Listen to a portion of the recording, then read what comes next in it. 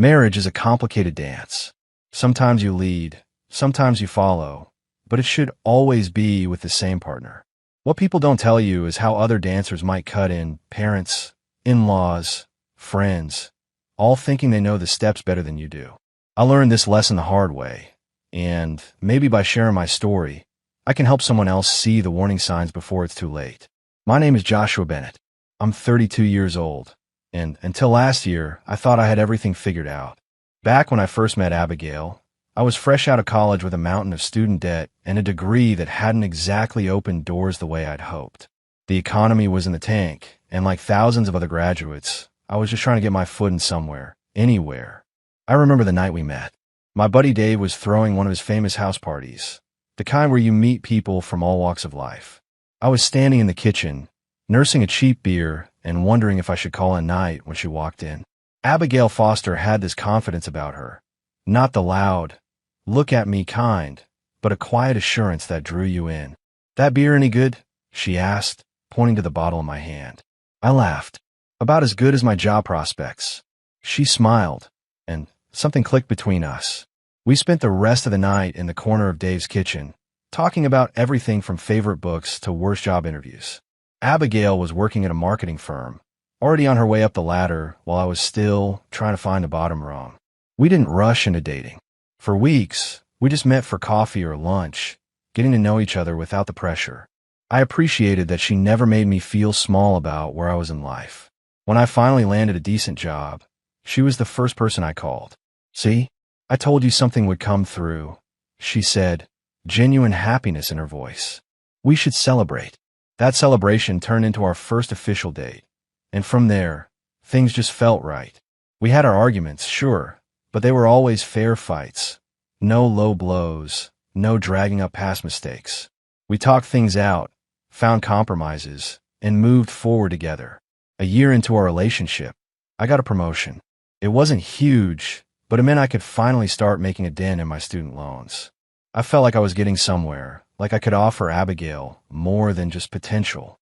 So one night, after dinner at her favorite restaurant, I got down on one knee. "Josh, are you serious?" she gasped, eyes wide. "Never been more serious about anything," I replied, holding up the modest ring I'd spent months saving for. She said yes, and for a while, everything was perfect. We moved into a small apartment, started planning our future, and for the first time since graduation, I felt like I was on solid ground. Then came the day I had to meet her parents. Abigail had mentioned them before, of course.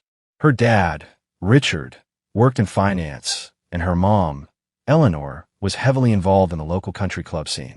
They sounded a bit stuffy, but I figured I could win them over with some charm and genuine respect. Man, was I wrong about that. "Just be yourself," Abigail said as we pulled into the driveway of their sprawling suburban home. "They're going to love you." I straightened my tie, took a deep breath, and prepared to meet the people who had raised the woman I loved.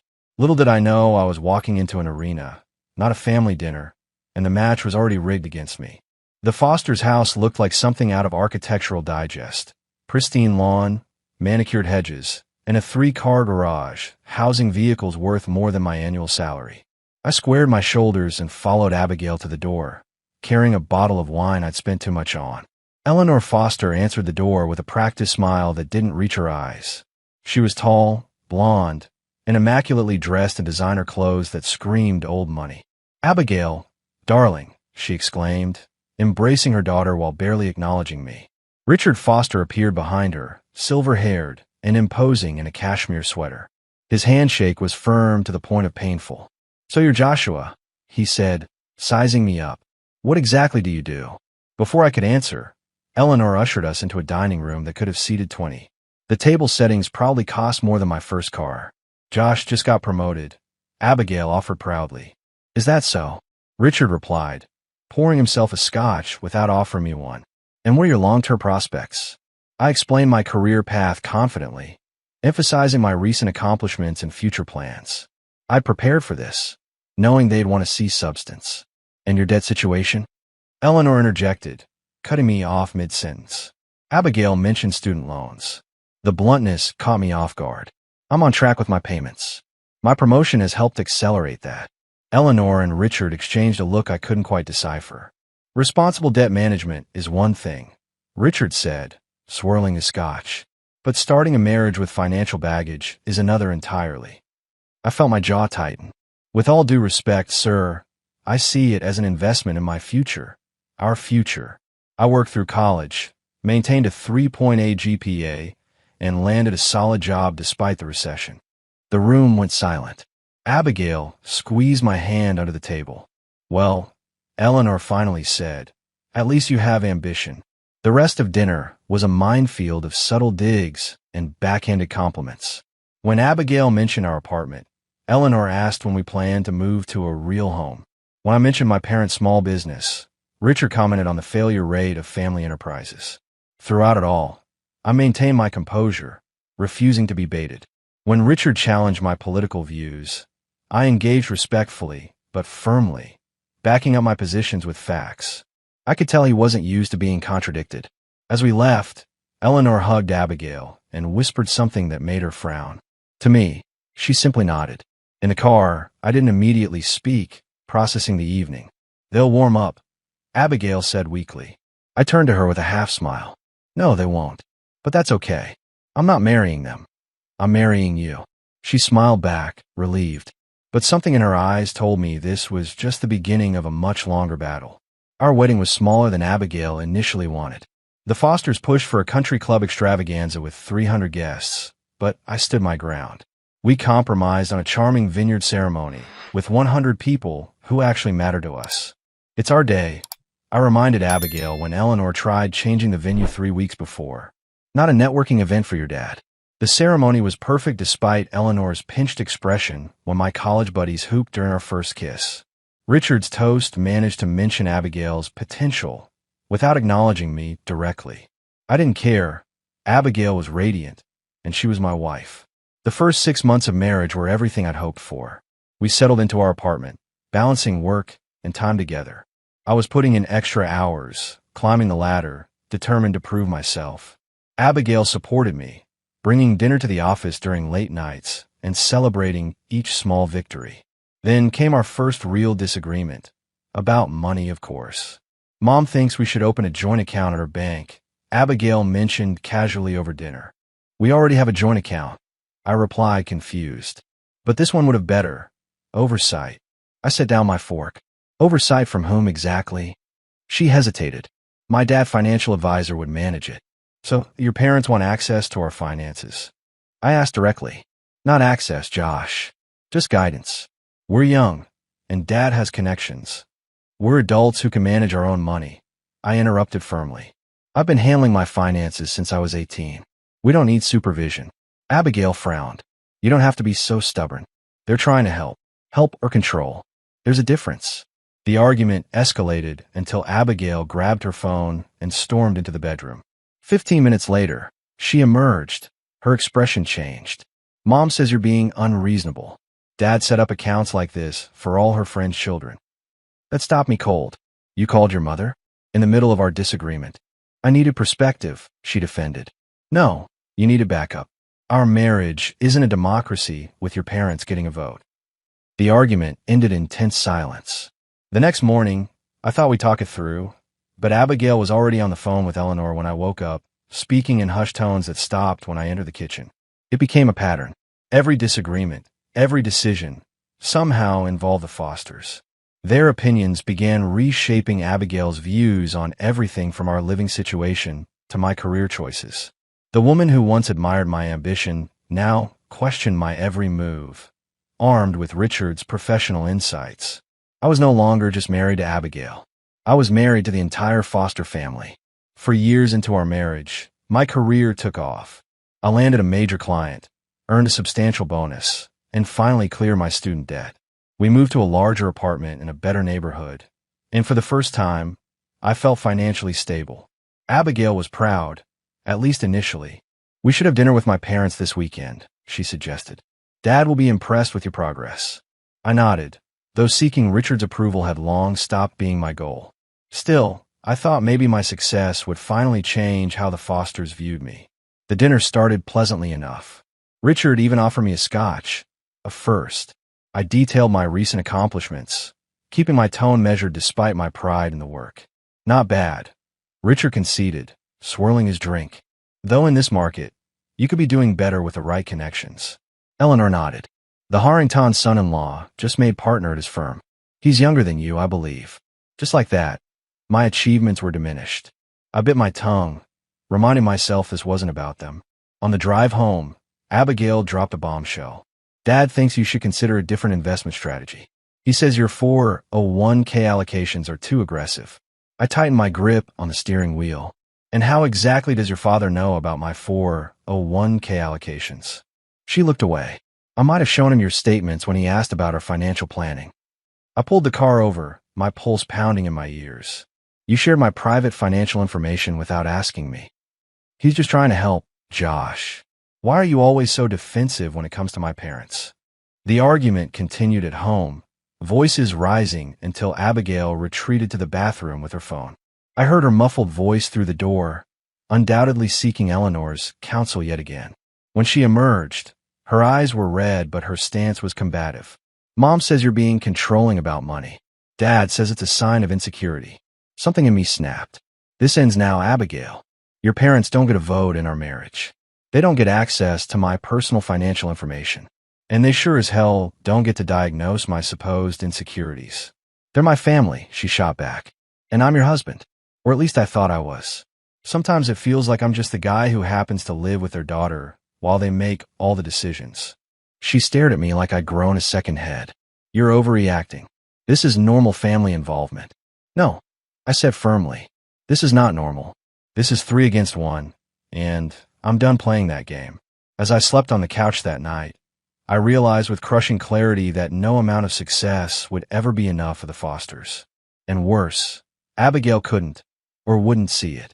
The next year marked a significant shift in our marriage. On the surface, things appeared normal. We hosted dinner parties, took weekend trips, and maintained the image of a happy couple. But beneath that facade, a canyon was forming between us. Every decision became a battleground. When I suggested saving for a down payment on a house, Abigail immediately consulted her father, who deemed my plan financially naive. When I considered switching companies for better advancement opportunities, Eleanor warned Abigail about job hoppers over their weekly lunch. The Foster family group chat buzzed constantly on Abigail's phone. Dinners at their house increased from monthly to weekly, often scheduled when I had late meetings. I began feeling like an outsider in my own marriage. Your mother called again, I mentioned one evening. That's the 3rd time today. Abigail didn't look up from her phone. She's helping me plan the dinner party. The one we decided to keep small, just close friends. She sighed. Mom thinks we should invite Dad's new partners. It's good networking. It's supposed to be a casual evening with friends, not a business function, I argued. Why do you always fight every suggestion my parents make? She snapped. Not everything is a control issue, Josh. But it was. The Fosters had opinions on everything from our vacation plans to our retirement savings. What infuriated me most wasn't their interference, but how Abigail couldn't see it for what it was. The pivotal moment came when I discovered Abigail had given her parents a key to our apartment. I came home to find your mother rearranging our living room, I said, struggling to keep my voice even. She was trying to help. You know, I've been busy at work. That's not the point. This is our home, Abigail, our private space. They're family, she insisted. You act like they're intruders when they enter our home without permission. Yes, that's exactly what they are. After another heated argument that ended with Abigail calling Eleanor, I reached a breaking point. I took the spare key from the drawer and changed the locks the next day. When Abigail discovered what I'd done, her face flushed with anger. My parents will be humiliated. How could you? How could I establish a basic boundary in my own home? I asked incredulously, is that really where we are? You're being selfish and immature, she hissed, reaching for her phone. I gently took it from her hand. No, we're going to talk this through, just us. No calling for backup. The look she gave me was one I'll never forget, like I'd violated some fundamental rule of her existence. In that moment, I realized how completely the Fosters had programmed my wife to depend on their guidance for everything. What happened to us, Abigail? I asked quietly. When did we stop being a team? She had no answer, and that silence spoke volumes. The fight that changed everything started over something trivial, a leaking kitchen faucet. I'd promised to fix it over the weekend, but got pulled into an emergency project at work that consumed my Saturday. It's been dripping for 3 days. Abigail complained Sunday morning, arms crossed. If you don't care enough to fix it, just say so. I told you I had to work yesterday. I replied, trying to stay calm. I'll handle it today after I finish these reports. She huffed. A leaky faucet isn't the end of the world, Josh, but your reliability is the issue. You know what my mom says. I cut her off. I don't give a damn what your mother says about my reliability or anything else. Abigail's eyes widened. Excuse me. You heard me. I'm tired of every disagreement turning into a referendum where your parents are the judges. They give good advice. You're just too stubborn to see it. It's not advice, it's control. I shot back. And you hand it to them on a silver platter. Her face flushed with anger. You know what? Mom was right about you all along. You're too insecure to accept help, too proud to admit when others know better. Maybe I do deserve better. Those words hit like a physical blow. After everything I'd built, everything I'd accomplished, she still saw me through her mother's disparaging lens. Go to your parents, I said quietly. Take the weekend. Think about whether you want to be married to me or them. Fine, she snapped, grabbing her purse. Maybe some distance will help you see how unreasonable you're being. After she left, I slumped onto the couch, emotionally drained. I'd spent years trying to prove myself to people who had decided I wasn't good enough before they even met me. Years watching my wife become increasingly dependent on her parents' approval for every decision. When Abigail returned Sunday night, her demeanor had completely changed. Instead of continuing our discussion, she acted as if nothing had happened. But when I mentioned the argument, her expression hardened. My parents think you owe them an apology, she stated flatly. Mom was really hurt by what you said. I stared at her in disbelief. I didn't say anything about your mother to her face. But you disrespected her in our conversation, and that's just as bad. So after I asked for space to discuss our marriage, you spent the entire weekend letting your parents dictate the terms of our reconciliation? She wouldn't meet my eyes. They're my family, Josh. They deserve respect. And what about me? What do I deserve in this marriage? Her silence was my answer. After a fight with my in-laws, everyone was ignoring what really mattered. Even my wife. They wanted an apology, but I was done compromising. The realization hit me like a thunderbolt. This would never change. In the weeks following our argument, I noticed a disturbing pattern. Abigail's phone would buzz with text notifications from a new group chat, one I wasn't part of. When I glanced at her screen one evening, I caught the name, Family Only. The exclusion stung, but what happened next was worse. Invitations to foster family events stopped coming my way.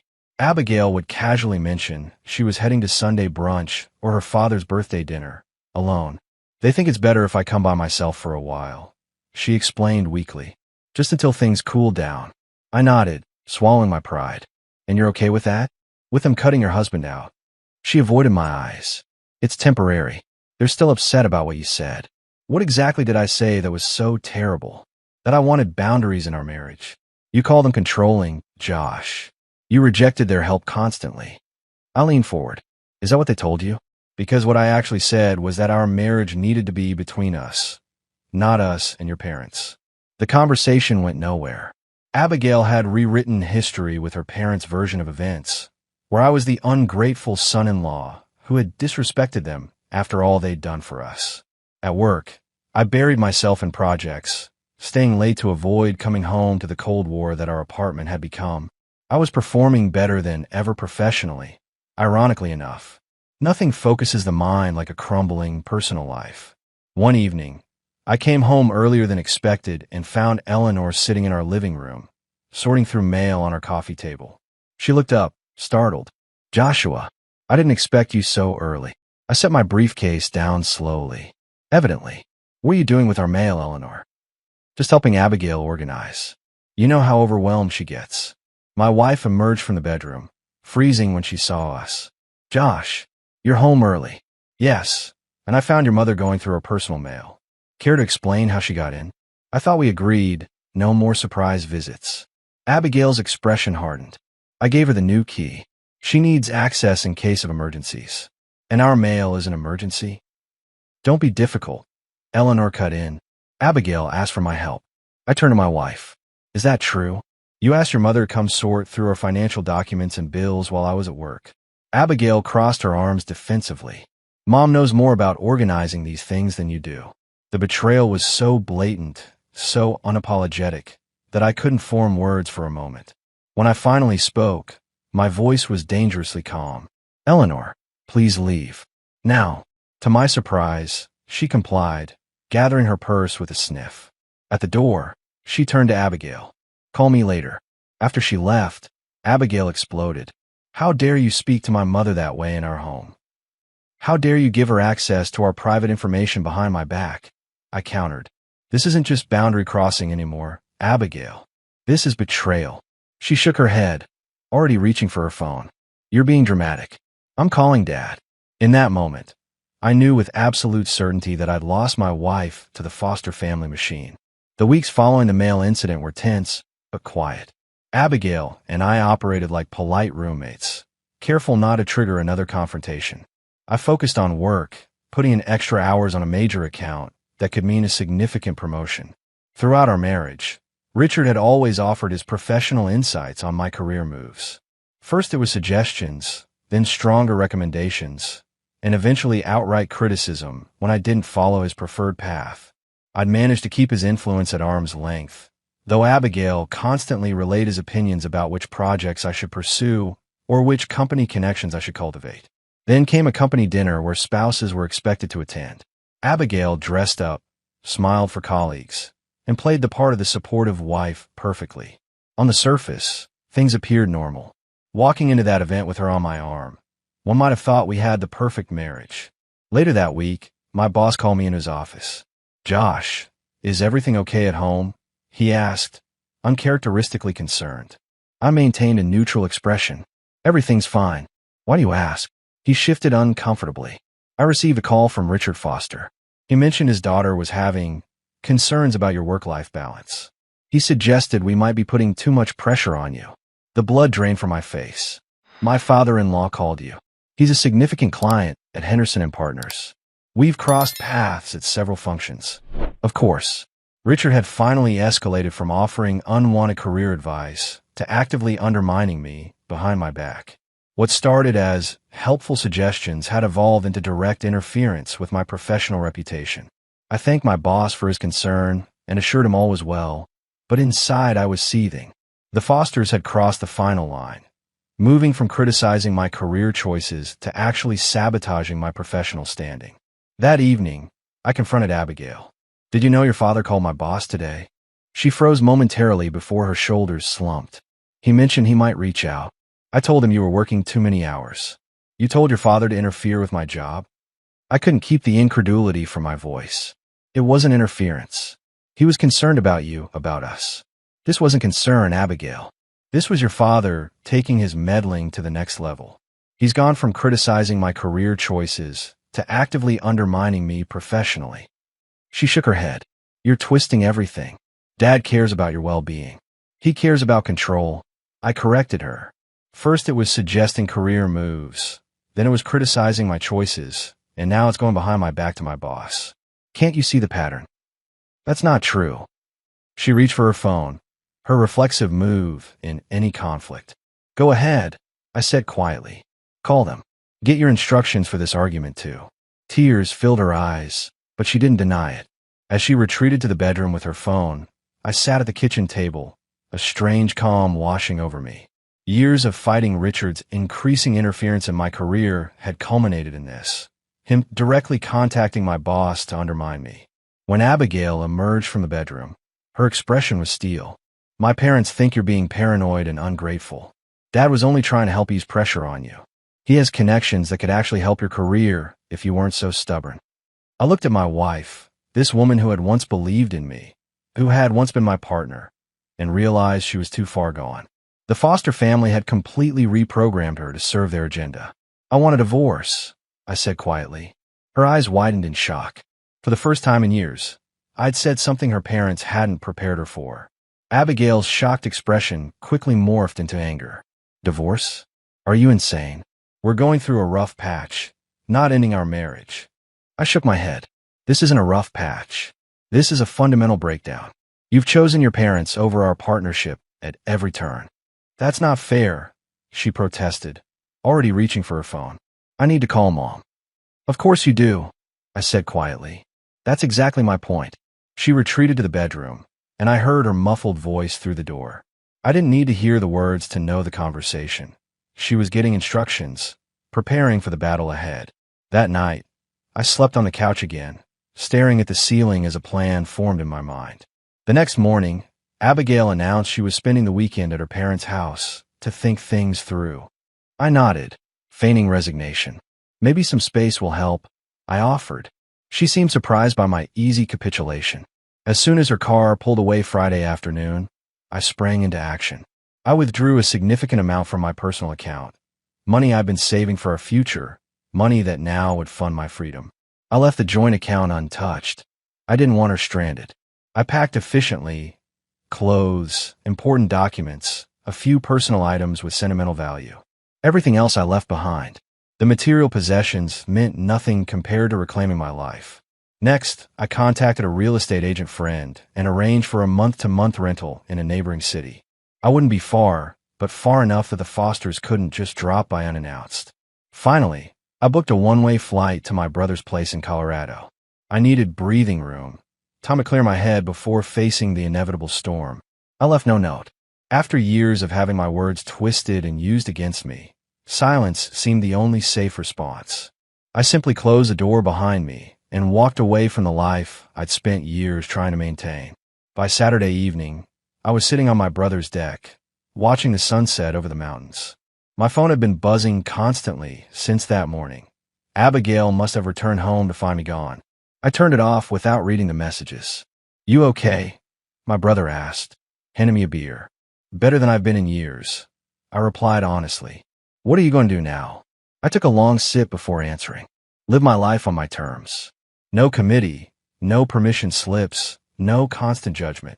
After a fight with my in-laws that left everyone ignoring my needs and feelings, even my wife, I'd chosen to leave rather than apologize. I bought a one-way ticket out, and by the time I noticed I was gone, it was too late to pull me back into their web of control. For the first time in years, I felt like I could breathe again. Whatever came next, at least the decisions would be mine. 3 weeks passed at my brother's place in Colorado. I found a local coffee shop with good Wi-Fi where I could work remotely, keeping my performance strong despite the personal turmoil. My boss had been surprisingly understanding when I explained I was dealing with family issues. My phone contained hundreds of missed calls and messages. I finally listened to a few voicemails. Abigail's tone evolved from angry to desperate as days passed. The Fosters had even gotten my parents' number, though thankfully my family knew better than to share my whereabouts. Eventually, I sent Abigail a brief email. "I'm safe. I need space. I've retained an attorney. Please direct any communication through them."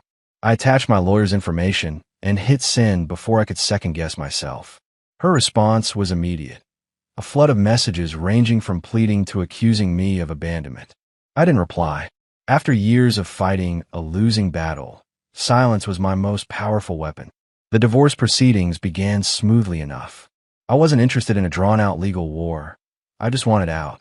But then Richard Foster stepped in, encouraging Abigail to fight for everything. What should have been straightforward became contentious. 2 months after my departure, I returned to finalize the sale of our apartment. As I was packing the last of my belongings, there was a knock at the door. I opened it to find Abigail standing there, looking smaller somehow. "You really meant it," she said quietly. "You're really leaving." "I left months ago," I replied. "This is just paperwork. We could still fix this," she offered, her voice trembling. "Dad says marriages go through rough patches." "Stop," I interrupted gently. "Listen to yourself. Even now, you're quoting your father instead of speaking your own thoughts." She fell silent, tears spilling down her cheeks. "I loved you, Abigail," I continued, "but I was never fighting for just your love. I was fighting your parents for a place in my own marriage. That's a battle no one should have to wage. They only wanted what was best for me. For us," she whispered. "No, they wanted control, and you gave it to them." As I closed the door on that chapter of my life, I felt nothing but relief. The months that followed brought challenges. Rebuilding my life, processing the end of my marriage, finding a new place to call home. But each decision was mine alone, each step forward taken on my terms. I eventually settled in Denver permanently, advancing my career and even starting my own consulting business. I dated casually, but took my time before considering another serious relationship. The lessons I learned were too valuable to ignore. Sometimes I wonder if Abigail ever broke free from her parents' influence, if she ever recognized the patterns that destroyed our marriage. I hope she did, for her sake. As for me, I found something more valuable than the marriage I tried so desperately to save. I reclaimed my autonomy, my self-respect, and the freedom to chart my own course through life. No committee required.